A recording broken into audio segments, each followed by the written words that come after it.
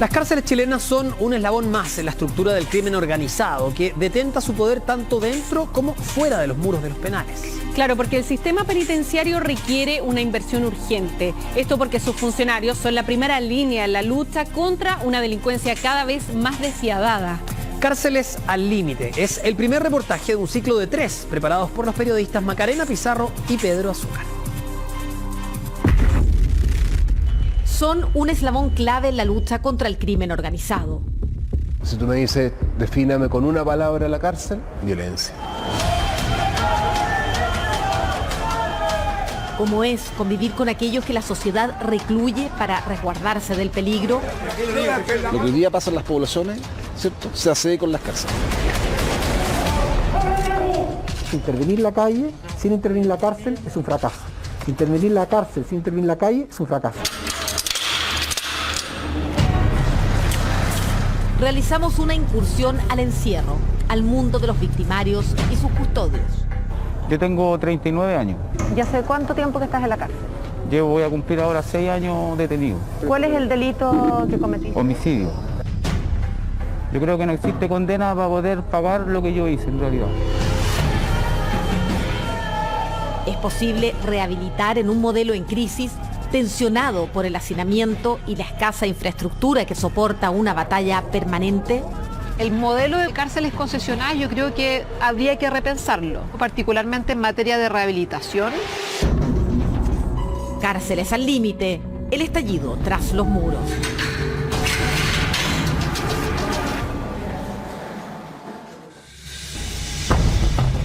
Marzo de 2020 y estalla una revuelta carcelaria en el Centro de Detención Preventiva Santiago 1.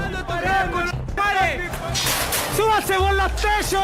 Fue un intento de fuga masiva que posterior, cuando se frustró la fuga masiva, derivó en un motín generalizado de parte de la unidad.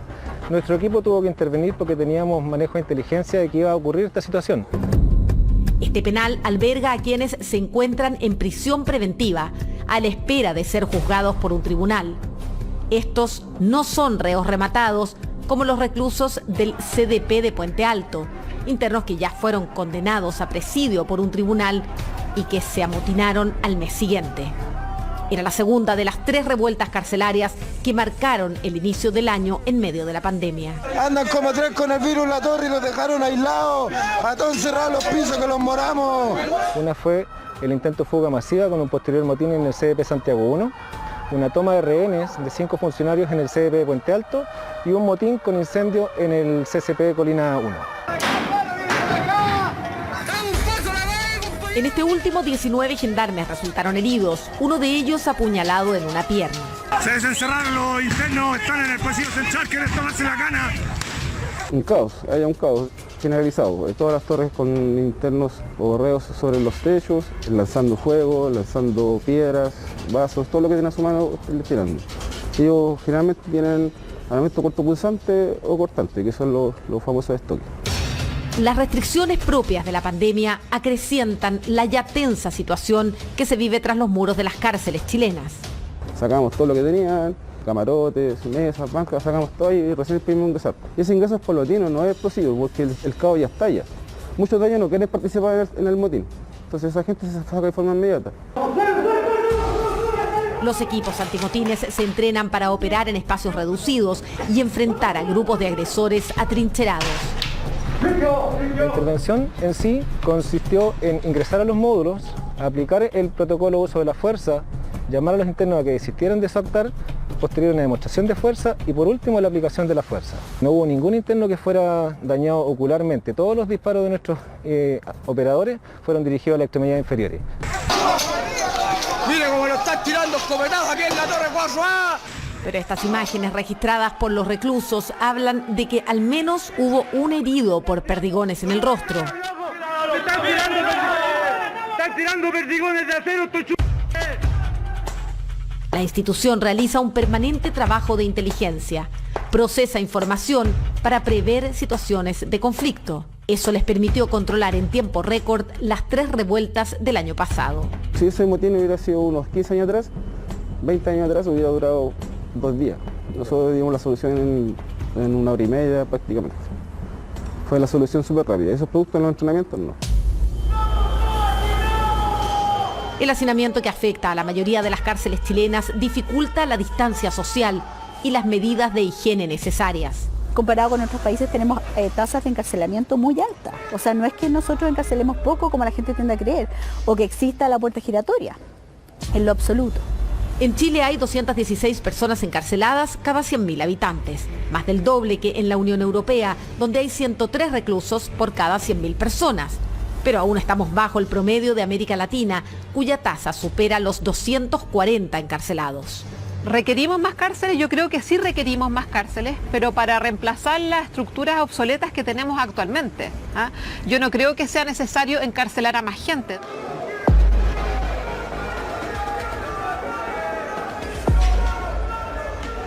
A continuación vamos a ingresar al óvalo de la expenitenciaría, que es el lugar donde convergen todas las galerías, donde se reúnen todos los internos y tradicionalmente ha sido también el lugar donde se producen los mayores conflictos entre ellos.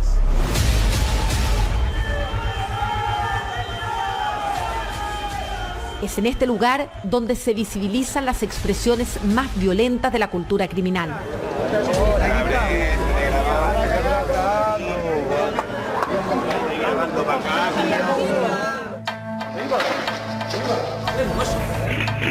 Códigos carcelarios que evidencian profundos cambios tras la irrupción del narcotráfico, del crimen organizado. Ciertos ritos que antes eran característicos de la población penal, ¿no? Una riña o los conflictos o diferencias de uno y de otro se resolvían en una lógica concertada. Vale decir, en una riña con armas blancas, 1 a 1, con un círculo que los rodeaba. Hoy día se habla de los atentados, que no es más ni menos que sorprender a una persona, ojalá totalmente indefensa, dando la espalda y agredirla con la intención claramente de quitarle la vida.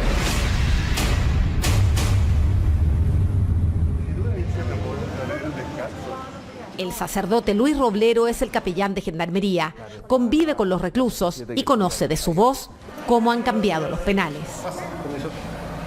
Los viejos de 40 te dicen, ya no hay ética.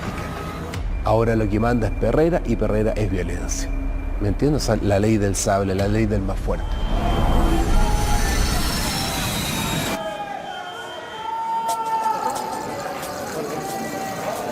Flores, habilita la 4, por favor, la calle 4. ¿Cómo están? Bien, bien. Con mascarilla, por favor. La visita sorpresa nos permite constatar que los internos son reacios a las mascarillas. Las usan solo porque estamos ahí. Atento a vacío funcionario, ábrale vacío a los funcionarios, pongan su mascarilla, hermano. Sí, acá tengo esta mascarilla. No, nos cuentan una mascarilla de esa. Toma, mira. Esta es una calle donde alberga la cantidad de 367 internos. Son gente que es de la religión evangélica. Igual manera hay gente que viene acá a este sector arrancando, digamos, de alguna manera de las demás dependencias, donde aquí tienen una tranquilidad, porque tienen conflicto con internos de otras galerías. Y al igual que en la calle, muchos internos se mostraron reticentes a la vacuna en un principio. Esta es población de riesgo desde el punto de vista sanitario. Hay gente que en libertad no consulta los servicios de salud, que no tiene conceptos de autocuidado, de la protección de su vida. Y es que si en el espacio libre es complejo controlar la pandemia, más lo es en una cárcel. Todos con mascarilla. Todos con mascarilla, capitán. Ellos son positivos a COVID. Entonces están siendo trasladados al módulo donde se mantienen segregados mientras están en el proceso de COVID, digamos, ¿ya? Y posterior la cuarentena después del término, digamos, de la estadía que van a tener hoy día ellos allá. Nosotros estamos hablando de una población de 38.000 personas privadas de libertad y hemos tenido, desgraciadamente, 29 fallecidos y no más a nivel país. O sea, de alguna manera había como una expectativa de que esto iba a ser una tragedia. Afortunadamente, como te digo, y gracias al equipo, al trabajo de todos, esto no ha sido así hasta el día de hoy. Todavía nos queda camino por recorrer. Vacunación masiva de internos y testeos activos de posibles contagios fue la estrategia que implementó Gendarmería con el apoyo de las universidades de Chile y Católica. Se suspendieron las visitas presenciales, solo contactos telemáticos y un ingreso de encomiendas controlado. Este aislamiento doble tensiona el clima interno en los penales. Como no hay visitas, proliferan los pelotazos, objetos y sustancias prohibidas que son lanzadas sobre el muro hacia los patios de la cárcel. Los narcotraficantes con dinero, en cambio, utilizan drones para burlar la vigilancia. Hoy día la tecnología que están aplicando es tecnología de punta para poder ingresar droga acá. Tenemos un dron que es un Mavic Pro, que está cerca de los 2 millones de pesos, que fue de lo que pillamos acá. Organizaciones criminales con recursos económicos derivados del narcotráfico, que cada vez ejercen mayor poder dentro de los penales. Los conflictos territoriales que han surgido con las bandas relacionadas al narcotráfico. Antes el delincuente común no tenía problemas territoriales. El que los tiene es el que se dedica a traficar, que se sienten dueños de un territorio. Y esa pugna territorial se traslada al interior de las cárceles. El actual director de la institución es el coronel Cristian Alvial, quien le otorga a Gendarmería un rol fundamental en la seguridad ciudadana. Tenemos que seguir potenciando todo lo que es investigación, análisis, inteligencia de estas bandas criminales mientras están cumpliendo condena. Y eso es necesario también que se incorpore a Gendarmería en este circuito de seguridad pública, que tenga una relación mucho más fluida con el Ministerio Público, con las policías, porque esta delincuencia no da tregua. A diferencia de muchos de sus predecesores, que asumieron ese cargo por mero cuoteo político, Alvial es un funcionario de carrera en la institución. Toda la política del clientelismo deja muchas deudas que después tú tienes que pagar. Acuérdate de las pensiones que se dan en Gendarmería. Pensiones de 4 millones, 5 millones, y aquí nadie sabía nada. Y yo me acuerdo de haberlo dicho, oye, pero ¿cómo? Pese a que visten uniforme y portan armas, los gendarmes no integran el selecto escalafón de las Fuerzas Armadas y Carabineros. Son una rama subvalorada y muchas veces mirada en menos por los uniformados y la sociedad civil. ¿Sientes que es valorado el trabajo que hacen en Gendarmería? Cuando tú le dices a alguien, ¿en qué trabajas tú? Yo soy gendarme.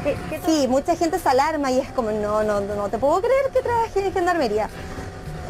Generalmente la gente se espanta, que es como el trabajo que ellos nunca realizarían. Pero yo creo que uno a través del tiempo se va acostumbrando y lo hace parte de su vida. A mí por lo menos me gusta lo que hago.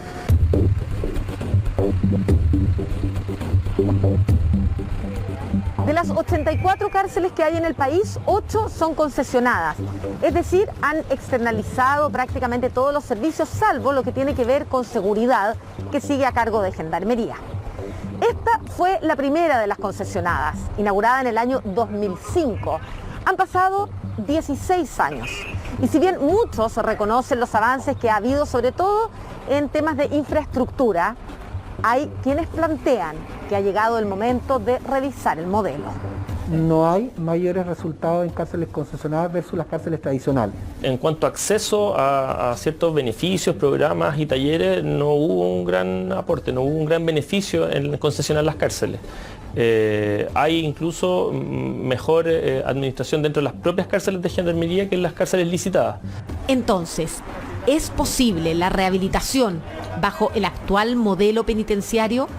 Para aquellos que ya tienen una trayectoria delictiva más o menos consolidado, el paso por la cárcel lo único que va a hacer acentuar esa trayectoria delictiva. Van a aprender más, van a tener más motivaciones para delinquir a futuro y lo único que se pronostica es reincidencia en esos casos. El 10% del presupuesto de Gendarmería se gasta en rehabilitación y reinserción. El resto se gasta principalmente en labores de seguridad y de custodia. Tú no puedes enfrentar el delito solo en la lógica represiva. También tienes que dar oportunidades concretas de reinserción social. Porque si tú quieres vencer el circuito de la reincidencia delictual, tienes que sacar a las personas porque tarde o temprano van a volver a la calle. Y si vuelven a la calle tal cual como ingresaron o peor, van a afectar nuevamente los derechos legítimos de la sociedad de vivir en paz, ¿no? Pero los recursos fiscales para la reinserción son escasos y no es muy popular gastar la plata en delincuentes, pero aún hay esperanza. ¿Entramos por aquí? Por aquí.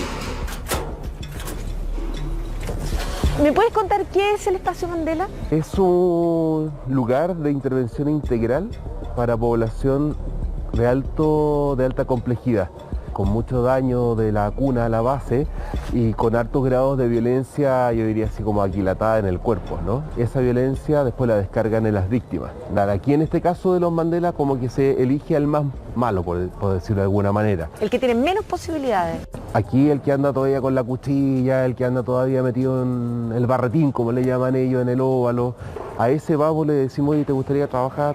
Y lo metemos para acá. Mañana, la pugna por el poder y la guerra intracarcelaria. El narcotráfico ha ido adquiriendo mucho más poder dentro de la cárcel, lo mismo que vemos también en las calles. Cárceles al límite, el estallido tras los muros. Por supuesto que quedan todos invitados para que mañana sintonicen Chilevisión Noticias para ver la segunda parte de este interesante reportaje sobre las cárceles al límite en nuestro país.